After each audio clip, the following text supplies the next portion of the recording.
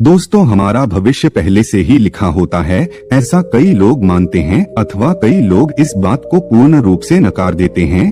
यह प्रश्न हमेशा से ही बहस का विषय बना रहता है। कहा जाता है कि जैसा हम इस जन्म में करते हैं वैसा परिणाम हमें अगले जन्म में मिलता है, जो कि कुछ हद तक यह बात सही भी है।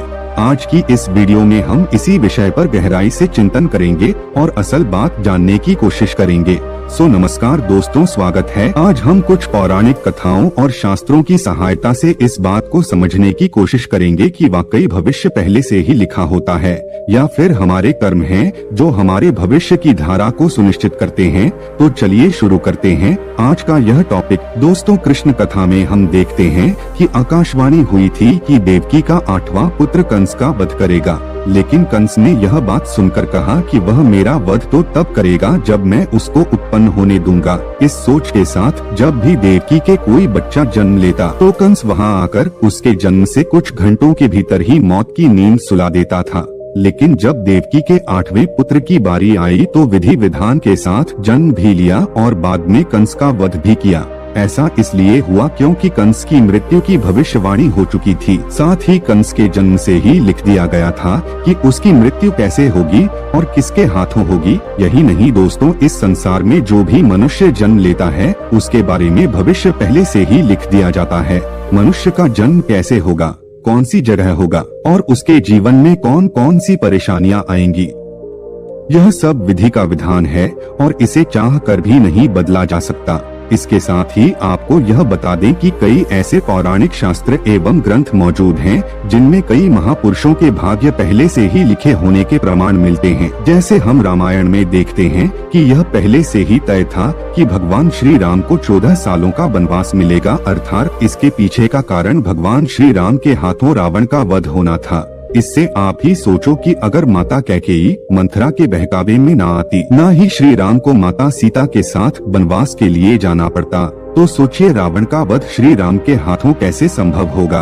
यह सब कैसे होना था, यह सब पहले से लिखा जा चुका था, जिससे कि यह सभी के सुमेल से संभव हो पाया।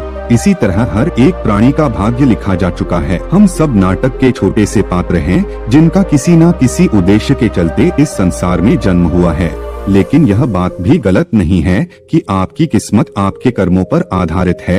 वह कहावत तो आपने सुनी ही होगी कि जैसा बोओगे वैसा पाओगे। अगर आप अच्छे और पुण्य के काम करते हैं तो आपके साथ सदैव अच्छा ही होगा, लेकिन अगर आपने जीवन में हमेशा बुरे काम किए हैं तो ज्यादातर संभावना है कि आपको उसका दुष्प्रभाव इसी जन्म में देखने को मिल जाएगा। अर्थात आपने अगर बबूल रूपी बुरे कर्म किए हैं तो आपको आम के फल कैसे मिल जाएंगे। इसलिए हमारे शास्त्रों में हमेशा धर्म और पुण्य के कर्म करने की प्रेरणा दी गई है, क्योंकि यही वह रास्ता है जो हमें इस जन्म मरण के चक्कर से बाहर निकाल सकता है। वरना बुरे कर्म करने वालों को तो भगवान के चरणों में भी स्थान नहीं मिलता। यही नहीं दोस्तों, तुलसीदास जी ने भी इस बात को स्पष्ट रूप से एक चौपाई में कहा है कि कर्म ही प्रधान है, यानी कि जैसा मनुष्य कार्य करेगा वैसा उसे फल मिल जाएगा। इसी के साथ एक यह बात सामने आती है कि पांडु पुत्र अर्जुन के हाथों कर्ण का वध हुआ था। अर्जुन ने कहा कि माधव, मेरे हाथ कांप रहे थे और ये क्या,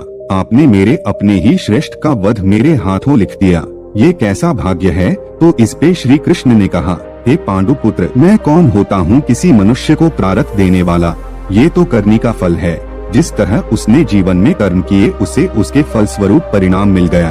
और हाँ, जीवन में किस स्तर पर फूल मिलेंगे या कांटे यह मनुष्य खुद कर्मों के द्वारा तय करता है। श्री कृष्ण ने कहा, तुमने अधर्म के विरोध में स्वर उठाया और धर्म का रास्ता चुना, जबकि कर्ण ने अधर्म का रास्ता, तो ऐसे में मैं क्या कर सकता था। लेकिन फिर भी मैंने उन्हें कई विकल्प दिए, परंतु उसने हर बार दुर्योधन और उसकी मित्रता को आवश्यक समझा। भागवत गीता के इस अध्याय में हमें यह सीखने को मिलता है कि भगवान हमें कुछ अवसर जरूर देता है जिससे कि हम अपने किए गए बुरे कर्मों का पश्चाताप करके सही राह पर आ सकते हैं। अंत में यही कहना चाहूँगा कि अवश्य ही हमारा भविष्य लिखा जा चुका है, लेकिन कर्मों के आधार पर ही हमें फल मिलता है।